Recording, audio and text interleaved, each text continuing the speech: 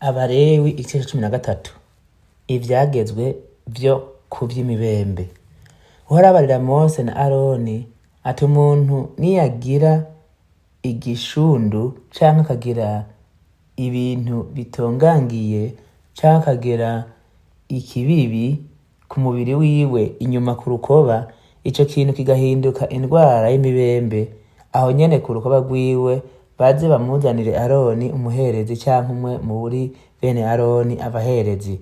Nuko umuherezi asuzume iyo ndwara iri ku mubiri wiwe inyuma ku rukoba, maze ubwoya bw'aho hantu hagwaye niyasanga bwahindutse bukera, iyo ndwara igasa naho yinjiye imbere mu rukoba, iyo ndwara izoba ari iy'imibembe. Nuko uwo muherezi amusuzumye avuge ko ahumanye. Naho niyasanga ico kibibi co ku mubiri wiwe cera kandi kidasa naho cinjiye imbere mu rukoba, n'ubwoya bwaho butahindutse ngo bwere, nuko uwo muherezi yugarane uwo murwayi kumara iminsi 7. Ku munsi ugira 7 uwo muherezi amusuzume, niyasanga iyo ndwara itayegayeze ngo yunguruze inyuma ku rukoba, uwo muherezi asubire amwugarane kumara iyindi minsi 7. Ku munsi ugira 7 yongere amusuzume, nuko niyabona iyo ndwara iri kwirazimangana itunguruje inyuma ku rukoba, avuge ko adahumanye, kizoba cari gisekera. Uwo muntu agende amesure impuzu ziwe abe uwejejwe. Ariko amaze guheza kwiyereka umuherezi akezwa, ico gisekera kikunguruza inyuma ku rukoba, aze yongere kwiyereka umuherezi. Umuherezi amusuzume, maze niyabona ico gisekera cunguruje koko aho nyene inyuma ku rukoba, avuge ko ahumanye, izoba ari imibembe. Umuntu niyafatwa n'indwara y'imibembe atazaniga umuherezi, uwo muherezi amusuzume, maze nihaboneka ahashundashe inyuma ku rukoba hagatako hakera, bigatuma ubwoya bwaho bwera, inyama zaho zikajejeta, izoba ari imibembe yamaze igihe kirekire mu rukoba rw'umubiri wiwe. Uwo muherezi avuge ko ahumanye, ntarinde kumwugarana kuko ahumanye. Ariko imibembe ntiyasesa ku mubiri ikarangiza umubiri wose uwafashwe n'iyo ndwara, uhereye ku mutwe ugashitsa ku birenge, aho umuherezi ageze amaso hose, uwo muherezi amusuzume, maze niyabona iyo mibembe imukwiye umubiri wose, azavuge yuko uwo yafashwe n'iyo ndwara adahumanye, umubiri wiwe ko wahindutse ukera hose ntahumanye. Ariko niyaramuka agize ahamyotse hakaba inyama zijega, azoba ahumanye. Umuherezi aza hasuzume avuge ko ahumanye. Izo nyama zijega n'uguhumana n'imibembe. Naho ahari izo nyama zijega nihasubira guhinduka hakera, asubire ku muherezi nawe amusuzume, maze niyasanga aho hagwaye hahindutse hakera, uwo muherezi avuge ko yahumanutse, azoba atagihumanye. Umuntu niyagira inkovu yahahora igihute inyuma ku rukoba, maze muri nyankovu hagashundaha hakabenjuka, canke hakaza ikibibi hagatukura, haze here ku muherezi nawe ahasuzume, maze niyasanga ico kintu gisa n'icinjiye imbere mu rukoba, ubwoya bwaho bwahindutse bukera, uwo muherezi azavuge ko ahumanye, izoba ari indwara y'imibembe yaziye mu nkovu y'igihute. Ariko umuherezi niyahasuzuma agasanga hatari ubwoya bwera kandi kitinjiye imbere mu rukoba, ariko kiriko kirazimangana, uwo muherezi azamwugarane kumara iminsi 7, maze niyasanga acunguruje inyuma ku rukoba, avuge ko ahumanye, izoba ari imibembe. Ariko ico kibibi nikitayegayega ngo cunguruze, kizoba ari inkovu ya ca gihute, umuherezi azavuge ko yeze. Kandi canke umuntu niyagira ubushe ku mubiri wiwe inyuma ku rukoba, inkovu yabwo igahinduka ikibibi, hagatukura canke hakabenjuka, uwo muherezi azahasuzume, niyasanga ubwoya bwo muri ico kibibi buhindutse bukera, kigasa n'icinjiye imbere mu rukoba, izoba ari imibembe yaziye muri bwa bushe. nuko uwo muherezi avuge ko ahumanye, izoba ari indwara y'imibembe. Ariko umuherezi niyahasuzuma agasanga ubwoya bwo muri ico kibibi butera kandi kitinjiye imbere mu rukoba, ariko kiriko kirazimangana, uwo muherezi azamwugarane kumara iminsi 7. Ku munsi ugira 7 uwo muherezi amusuzume, maze niyasanga acunguruje inyuma ku rukoba avuge ko ahumanye, izoba ari indwara y'imibembe.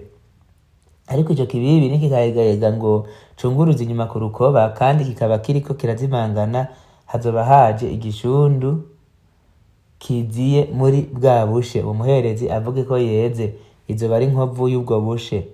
Kandi umugabo canke umugore niyafatwa n'indwara mu mutwe canke mu bwanwa, umuherezi adasuzuma iyo ndwara niyabona isa niyinjiye munsi y'urukoba, umushatsi waho ugacekuka ukaba intaragande, avuga ko ahumanye, kizoba ari igiturika c'imibembe ifatiye mu mutwe canke mu bwanwa.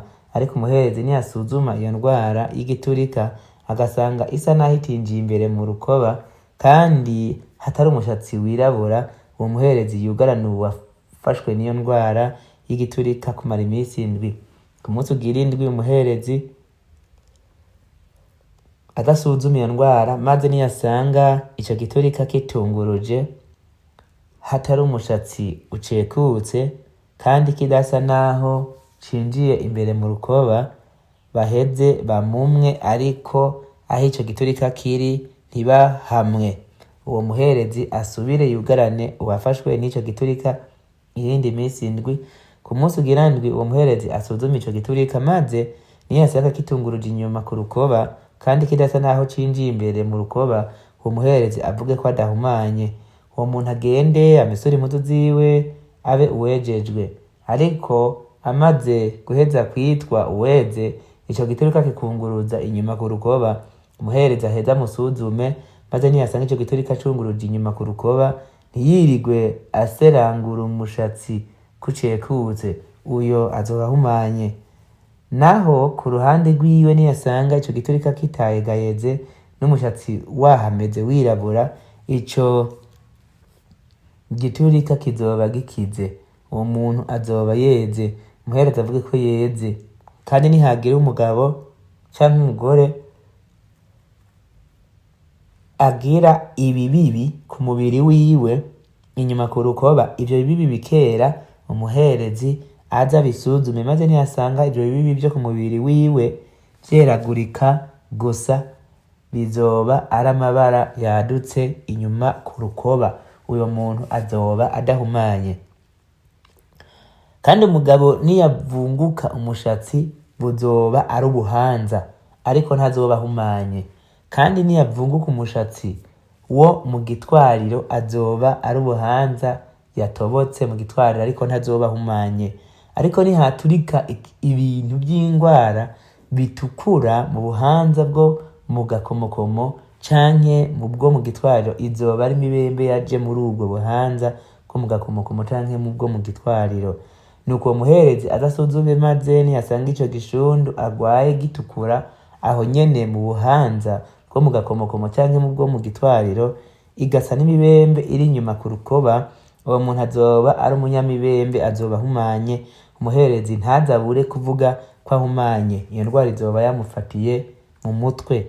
Kandi umunyamibembe iyo agwaye iyo ndwara agende yambaye impuzu zitantamutse, ahamburuye umushatsi wiwe, yipfutse ku munwa, agende arasemerera ati ndahumanye ndahumanye.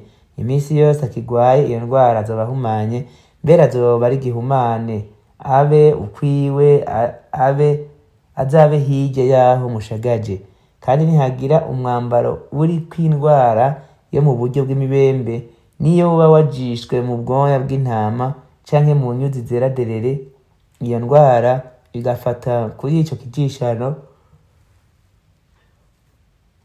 uko kijishwe kose, ari mu nyuzi zera derere canke mu z'ubwoya bw'intama, canke igafata ku rusato canke ku kintu cose cakozwe mu rusato, iyo ndwara ikagomba gusa n'akatsi gatoto canke n'agahama aho nyene ku mwambaro uko ujishwe kose canke ku rusato canke ku kintu cose cakozwe mu rusato, iyo ndwara izoba ari iyo mu buryo bw'imibembe.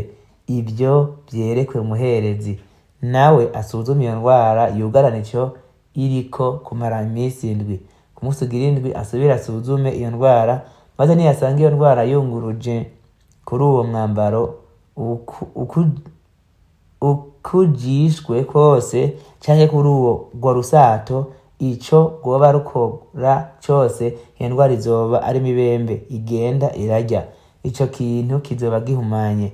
Aheze aturire uwo mwambaro, iyo ndwara namba yoba ifashe kuri ico kijishano uko kijishwe kose, ari mu nyuzi z'ubwoya bw'intama canke mu zera derere, canke namba yoba ifashe ku kintu cose cakozwe mu rusato kuko ari imibembe igenda irarya, ico kintu kize giturigwe. Ariko uwo muherezi niyasuzuma akabona iyo ndwara itunguruje kuri uwo mwambaro uko ujishwe kose canke ku kintu cose cakozwe mu rusato, avuge ko bamesura ico iyo ndwara yafashe, aheze acugarane kumara iyindi misi indwi. Maze ico kintu indwara yafashe uwo muherezi azagisuzume kimaze kumesurwa. Nuko niyasanga ari iyo ndwara yafashe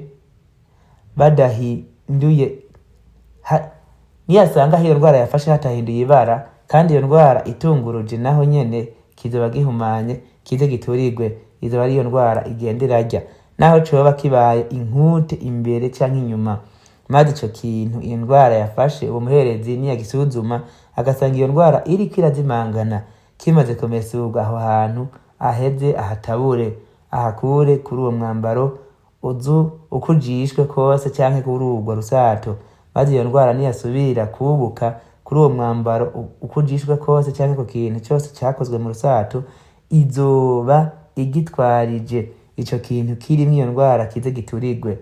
Naho iyo ndwara niyaba yavuye muri uwo mwambaro uko ujishwe kose canke mu kintu icarico cose cakozwe mu rusato cari caramesuwe, kize gisubire kumesurwa ubugira kabiri, kibe igihumanutse. Ico nico cagezwe c'indwara yo mu buryo bw'imibembe ifashe umwambaro ari uwajishwe mu bwoya bw'intama canke mu nyuzi zera derere, igafata kuri ico kijishano uko kijishwe kose canke ku kintu cose cakozwe mu rusato, ngo babone kuvuga ko gihumanye canke ko kidahumanye.